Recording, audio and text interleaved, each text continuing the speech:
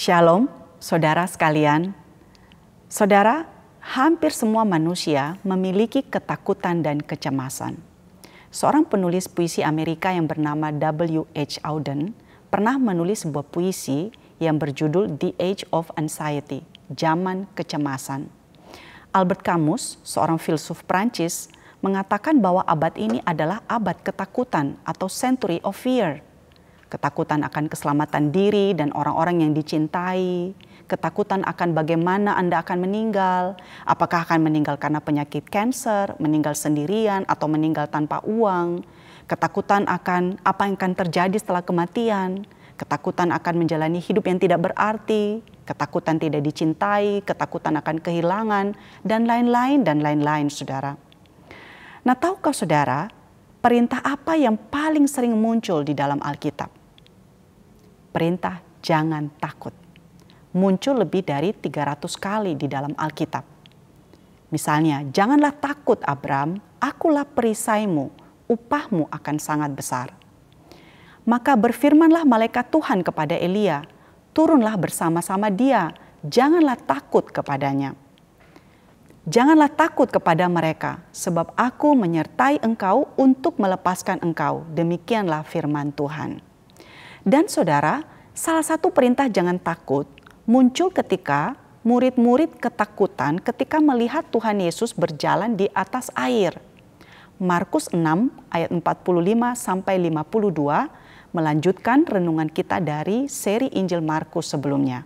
Saya hanya akan membaca ayat 48 sampai 50. Ketika ia melihat betapa payahnya mereka mendayung karena angin sakal, maka kira-kira jam 3 malam, ia datang kepada mereka berjalan di atas air dan ia hendak melewati mereka. Ketika mereka melihat dia berjalan di atas air, mereka mengira bahwa ia adalah hantu. Lalu mereka berteriak-teriak sebab mereka semua melihat dia dan mereka pun sangat terkejut. Tetapi segera ia berkata kepada mereka, "Tenanglah, aku ini, jangan takut." Saudara, setelah Tuhan Yesus memberi makan 5.000 orang, Markus mencatat bahwa Tuhan Yesus memerintahkan murid-murid naik ke perahu dan berangkat lebih dulu ke seberang. Sementara ia sendiri kemudian menyuruh orang banyak itu untuk pulang. Nah, kalau kita membandingkan peristiwa yang sama, saudara, dengan catatan Injil Yohanes, maka kita melihat bahwa Tuhan Yesus sengaja memerintahkan murid-muridnya untuk segera naik perahu dan menyuruh orang banyak itu pulang karena ada agenda politis yang hendak dilakukan oleh orang banyak itu. Yaitu mereka hendak mengangkat dia menjadi raja, menjadi Mesias yang akan membebaskan mereka. Dan Tuhan Yesus tahu akan hal itu, saudara. Sehingga ia segera menyingkir ke gunung seorang diri. Dan hal ini sudah kita renungkan di dalam renungan kita minggu yang lalu. Nah, saudara, apa yang dilakukan oleh Tuhan Yesus ketika dia menyingkir seorang diri ke gunung itu? Di dalam Markus 6 ayat 46 dikatakan bahwa setelah ia berpisah dari mereka, ia pergi ke bukit untuk berdoa. Saudara, ada 3 kali Markus mencatat Tuhan Yesus pergi berdoa. Pertama, di awal Injil Markus ketika Tuhan Yesus memulai pelayanannya di dalam Markus 1 ayat 35. Kedua, di bagian perikop ini, ketika Tuhan Yesus selesai memberi makan 5.000 orang dan orang banyak itu memaksa dia untuk mengangkatnya menjadi raja. Dan ketiga, setelah Tuhan Yesus menyelesaikan pelayanannya dan dia hendak disalibkan. Markus 14 ayat 32 sampai 42.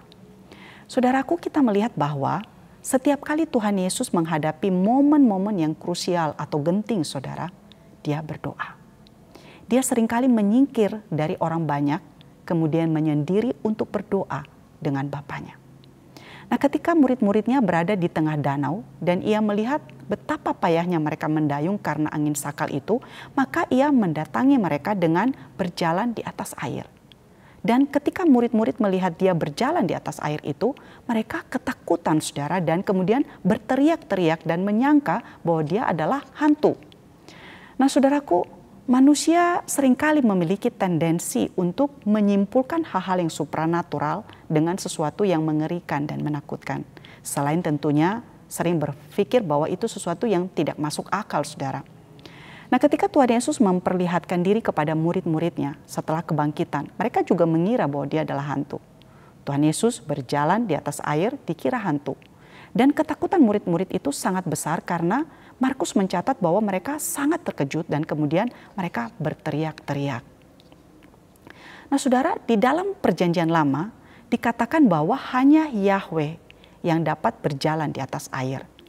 Ayub 9 ayat 8 mengatakan bahwa hanya Allah yang seorang diri membentangkan langit dan melangkah di atas gelombang-gelombang. Dan kata yang samalah saudara yang kemudian digunakan oleh Markus ketika dia mencatat bahwa Tuhan Yesus berjalan di atas air itu. Dan Tuhan Yesus kemudian berkata, tenanglah, aku ini, jangan takut. Nah, aku ini, ego eimi, adalah kata Yunani saudara yang memberi penekanan bahwa dia dan hanya dialah Allah. Tuhan Yesus mengatakan, aku ini. Ego eimi saudara adalah penyingkapan Tuhan Yesus sebagai Yahweh yang sudah diperkenalkan di dalam perjanjian lama. Dan akhir dari perikop ini mencatat saudara, mereka sangat tercengang dan bingung. Sebab sesudah peristiwa roti itu mereka belum juga mengerti dan hati mereka tetap degil. Nah, saudara, Markus adalah Injil yang memberi penekanan pada penggambaran akan siapakah Yesus. Untuk menggambarkan siapa Yesus, identitasnya, Markus mengisahkan bagaimana Tuhan Yesus misalnya menghardik angin dan danau. Kemudian Tuhan Yesus digambarkan mengampuni dosa orang yang lumpuh. Kemudian digambarkan Tuhan Yesus memberi makan 5.000 orang hanya dengan 5 roti dan 2 ikan. Nah, Markus ingin menyatakan bahwa dia inilah Mesias, Allah, Yahweh itu. Namun saudara, murid-murid belum juga mengerti dan belum bisa mengenal siapa dia. Maka tidak heran ketika Tuhan Yesus berjalan di atas air, mereka menjadi takut dan menyangka dia adalah hantu. Kalau mereka mengenal siapa dia, saudara, bahwa dia ini adalah Allah, maka mereka tidak akan heran dan takut jika dia kemudian berjalan di atas air. Karena dia adalah Allah dan hanya Allah lah yang bisa melakukan hal itu. Nah, saudaraku, spiritual blindness atau kebutaan spiritual adalah salah satu hal yang dialami oleh banyak orang di dalam dunia ini termasuk orang percaya. Mata rohani yang tidak bisa melihat dan tidak mengerti meskipun Tuhan sudah menyatakan diri dengan berbagai cara.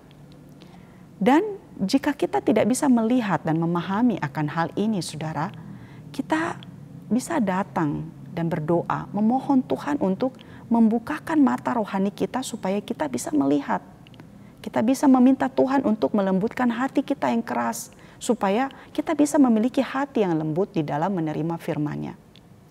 Salah satu tanda kita tidak lagi buta rohani saudara adalah ketika kita melihat penyertaan Allah itu bukan lagi sebagai sesuatu yang abstrak, tetapi sesuatu yang real atau nyata di dalam kehidupan kita.